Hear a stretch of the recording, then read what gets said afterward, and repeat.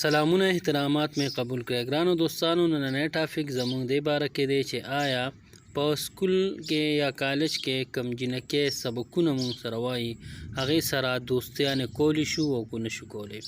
که تاسو زموږ په چینل نوی معلوماتي ویډیو حاصلول غواړئ نو زموږ چینل سبسکرایب کړئ او د بیل آیکن هم دباو کړئ. ډېره شکریه. ګرانو دوستانو، نن سبا مخلوط تعلیم شروع دی. الله دې په موږ رحم وکړي. د دې ډېر غټ نقصانات دي. په هغې کې یو دا دی چې بعضې خلک وایي دا مې ګرل فرینډ ده، هلکان وایي، یا مې بوای فرینډ دی. نو په اسلام کې د دې هیڅ تصور نشته، ځکه په اسلام کې د نامحرم نه مکمل ستر پرده ده. د سره خبرې کول او سلامونه کول، لاس ملاول دا حرام دي.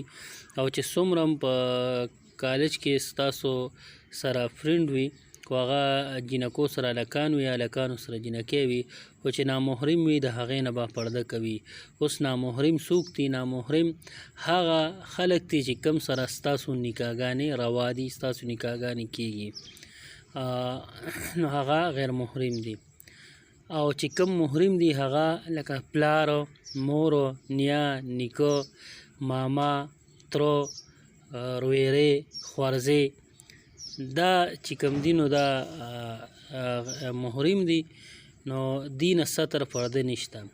نور چې څومره غیر محرمه دي د دې نه علاوه دي چې هغې سره نکاح کېږي، هغې نه اسلام حق کلکه پرده راوستې ده. هغې سره خبرې کول بې ضرورته، هغې سره لاس ملاول، هغې سره دوستیانې کول دا مکمل ناروا دي.